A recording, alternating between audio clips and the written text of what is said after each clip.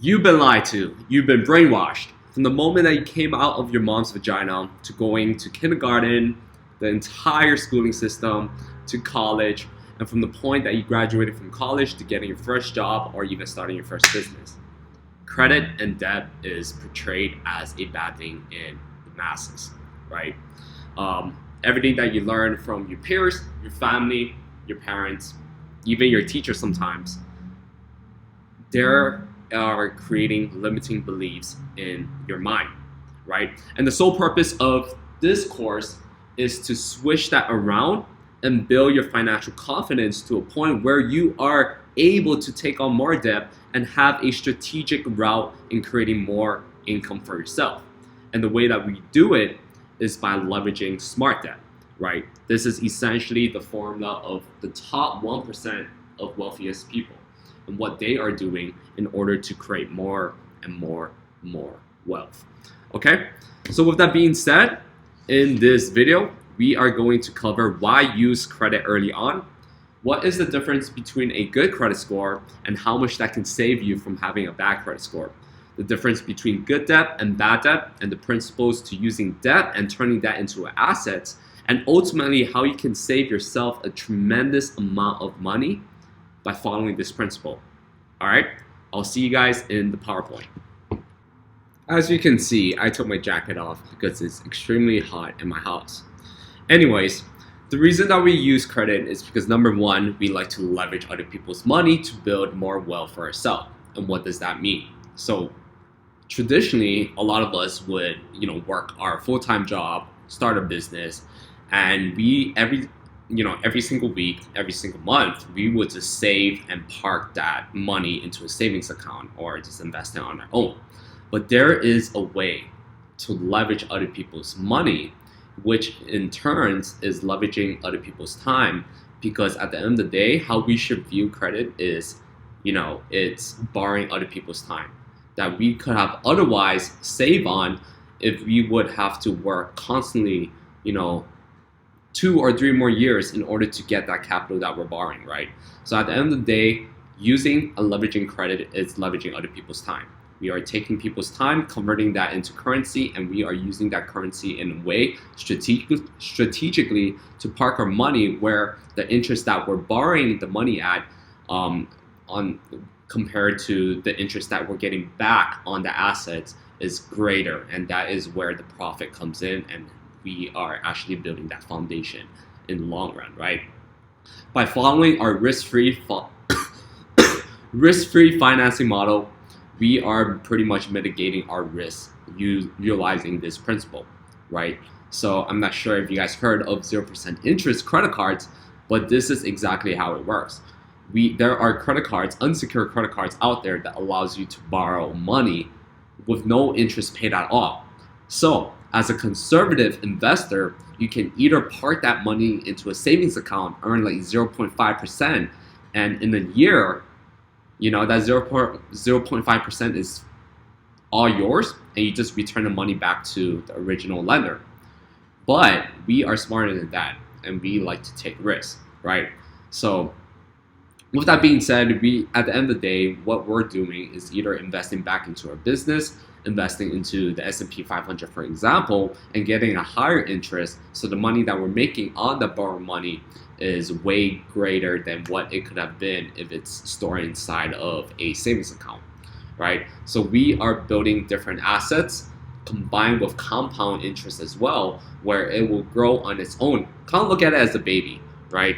You are pretty much producing babies, and over time the baby will grow on its own and eventually, become its own person and pretty much make you a shit ton of money, right? If you train it correctly, if you know what type of assets to put your money into, the earning potential on this is pretty much limitless, right? And last but not least, we use credit and debt to save on taxes. And most importantly, it's free by, again, following this risk-free financing model that we have. Credit is the forefront of the financial system in the United States. If you have great credit, in return, it means, we can compare it to being back in college, right? Having a good GPA means you have a lot of more benefits in terms of, getting a better scholarship, getting job opportunities, and, your perception in those teachers and professors' eyes is just a whole different level if you're someone that have a really good GPA. And this pretty much applies in life after college, is because your GPA is pretty much like what your credit score or credit report will look like, right? So in return, credit is pretty much part of your financial power that you have in the United States. The better the credit that you have, the more power you have in terms of getting lower interest rate to borrow money, the power to meet greater people that knows what they're fucking doing, and, creating generational wealth for yourself. Now we're gonna look at how expensive it is to have bad credit and what are the pros and cons with having, good credit in this case, right? So we're gonna look at two examples. Number one, we have a vehicle that we're financing for 5 years at $30,000, and then a home that is financed for 30 years at $250,000. On the left side, you can see what a high credit score or a good credit score means in numbers, right? So anything that is 750 places you at an excellent 4.0 GPA rate in life. If you have a FICO of 650, that is pretty much kind of like having a C minus or a C plus in history class. It is slightly damaged, but lenders can still work with it. And last but not least, we have the horrible score of 550 and below. And that is pretty much if you are late on a shit ton of payments, if you have collections, if you owe money to a lot of people, you're not making, timely payments like you're supposed to.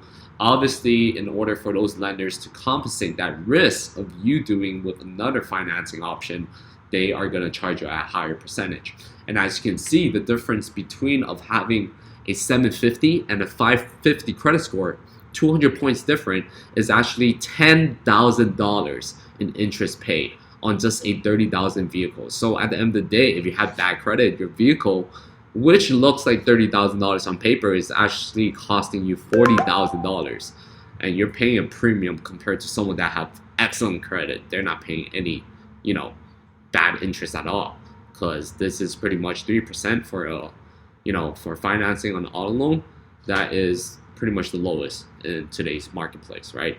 And the same goes with financing for 30 years for a home, right?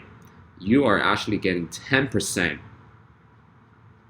in interest. And again, the longer the duration of that loan is, the more interest that you get paid. So at the end of the day, you are actually costing yourself an extra $333,000 to finance a $250,000 home if you have a horrible credit, as compared to someone that have a 750 credit score.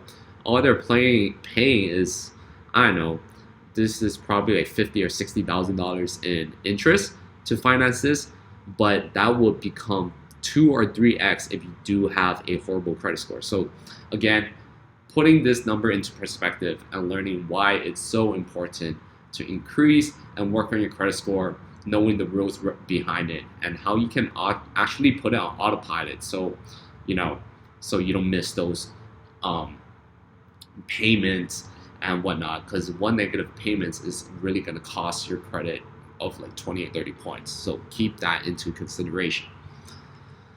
Cool. Now moving on, ultimately continue on.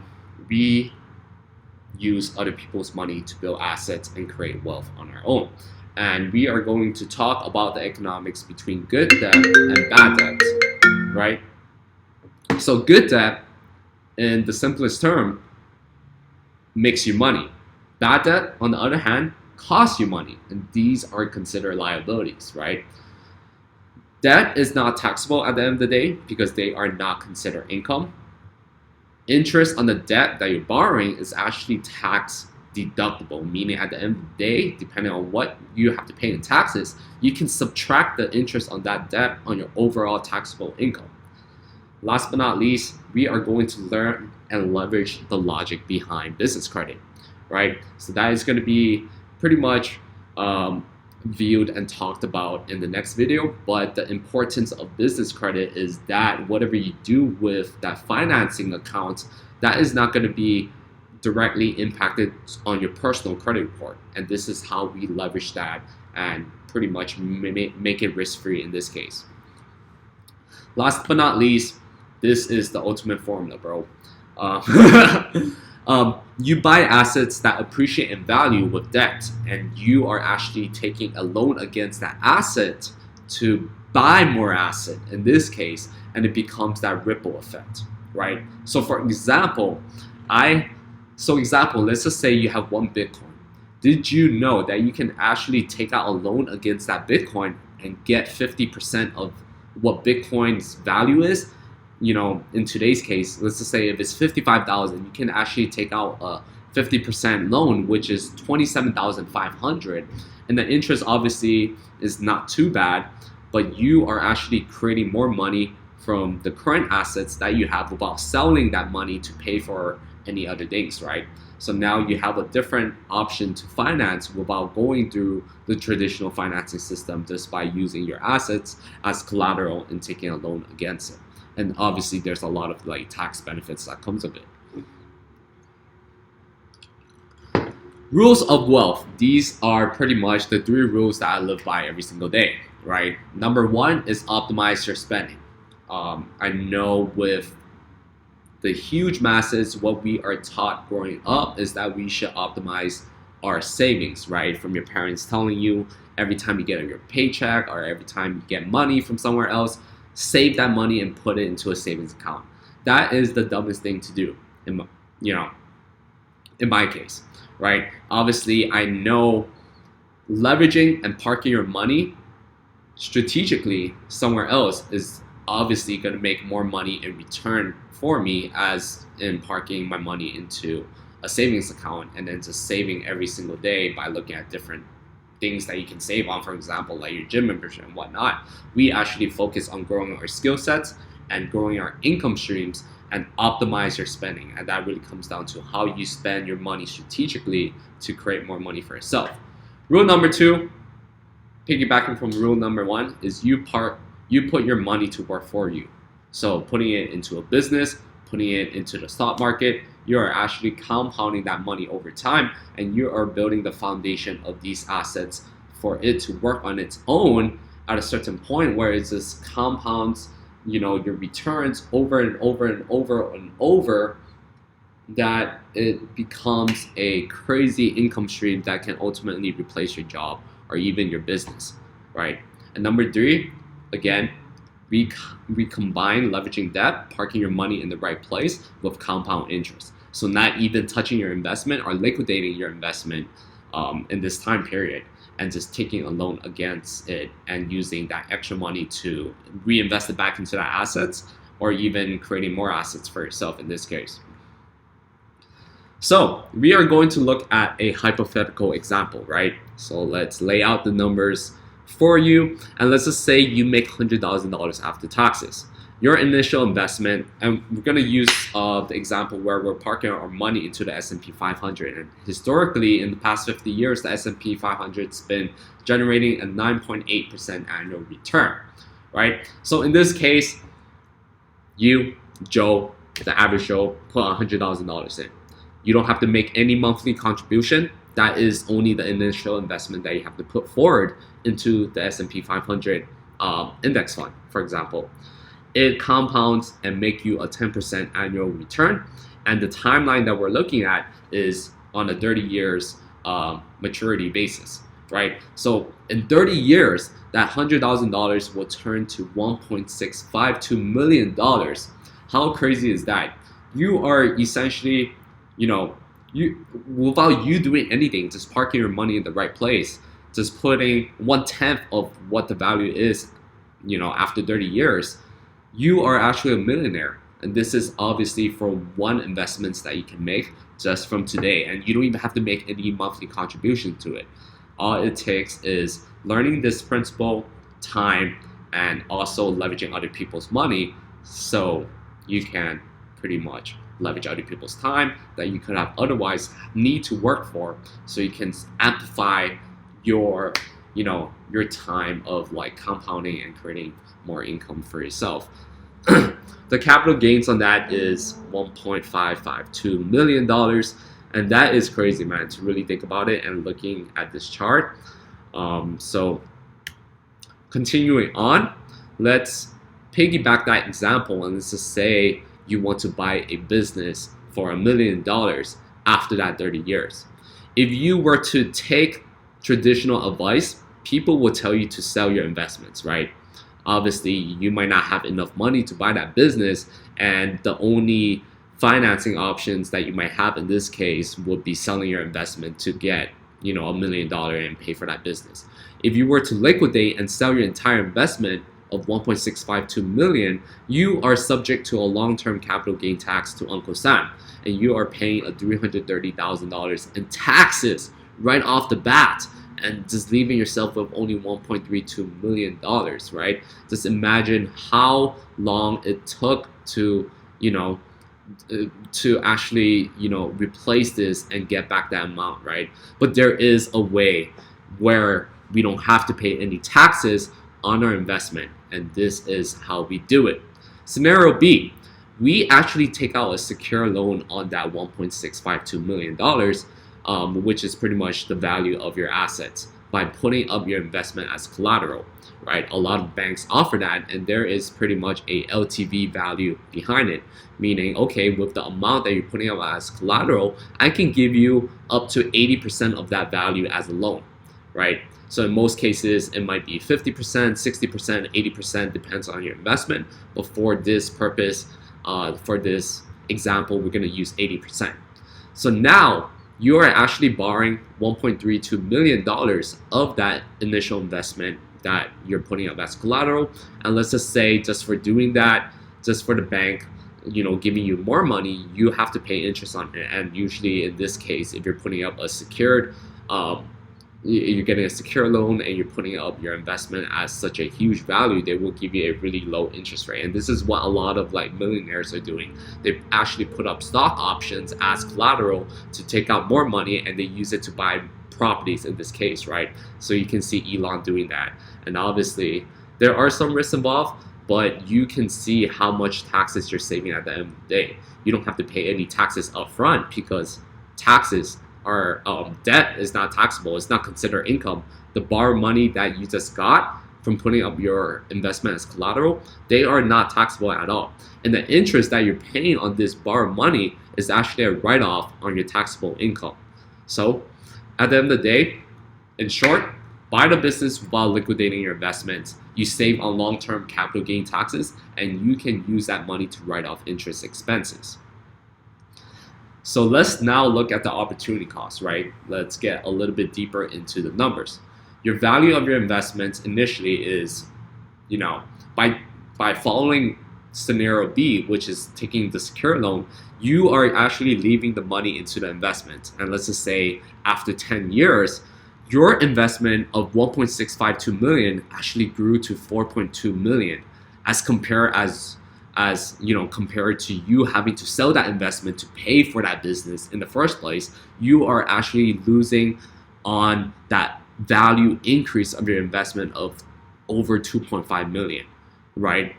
So again, to dumb it down a bit, let's just say you did go with the first route, which is liquidating your entire investment. You are actually losing that opportunity cost of making $2.5 million in the next 10 years, when compared to you letting your money, park in the same place and just taking a loan against it, right? So you can see the crazy amount of gains that you can make from just following these principles, and also letting your money compound for just a shorter period of time afterwards. You can see the increase of your fucking money in this case, right? Let's just say you park your money for another 10 years. It's actually doubling, like 2.5xing in this case, for just another 10 years, just because your value is so big at this point.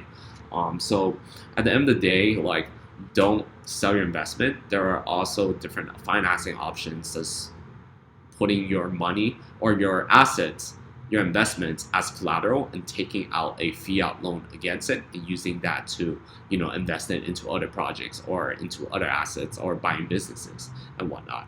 Okay. Okay, so with that being said, I know it is a lot. Please rewatch the video if you're trying to understand this again. The more you watch it, the more you learn, and the more you're able to comprehend it on a higher level. So I'll see you guys in the next video. It can be a little bit technical. Take your time, and yep.